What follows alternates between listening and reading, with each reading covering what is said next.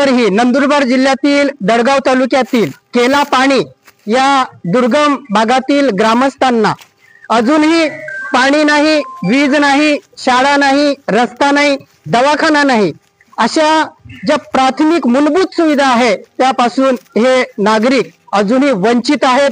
ही एक गंभीर व लाजिरवाणी बाब आहे।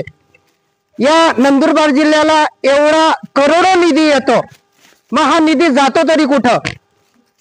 हे मंत्री, आमदार, खासदार, हे जिल्हा परिषद सदस्य, पंचायत समिती सदस्य, सगळे लोकप्रतिनिधी आणि अधिकारी मिळून नियोजन करतात। नेमकं नियोजन कसलं करतात? या नियोजनामध्ये तुम्ही रस्ते बनवा, वीज पुरवठा करा, पाणी पुरवठा करा, शाळा बांधा, अंगणवाडी बांधा, आमच्या ज्या मूलभूत सुविधा आहे त्या सुविधांवरती तुमचं नियोजन झालं पाहिजे, परंतु तसं होताना दिसत नाही।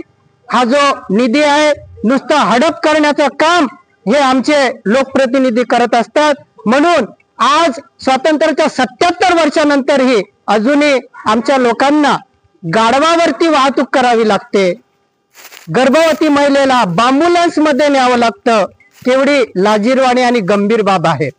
केला पाणी या गावामध्ये रस्ता व्हायला पाहिजे, विजेची सोय व्हायला पाहिजे, जल जीवन मिशन अंतर्गत पाणी तिथं पोहोचलं पाहिजे, शाळा सुरू करण्यात यावी, अंगणवाडी सुरू करण्यात यावी, दवाखाना बांधण्यात यावा।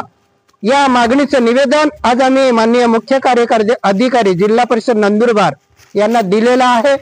येत्या 8 दिवसात या मागण्यांबाबत जर कारवाई नाही झाली तर आम्ही सर्व सामाजिक संघटना, आदिवासी संघटना मिळून या ग्रामस्थांना सोबत घेऊन या जिल्हा परिषद समोर धरणे आंदोलनाला बसणार आहोत।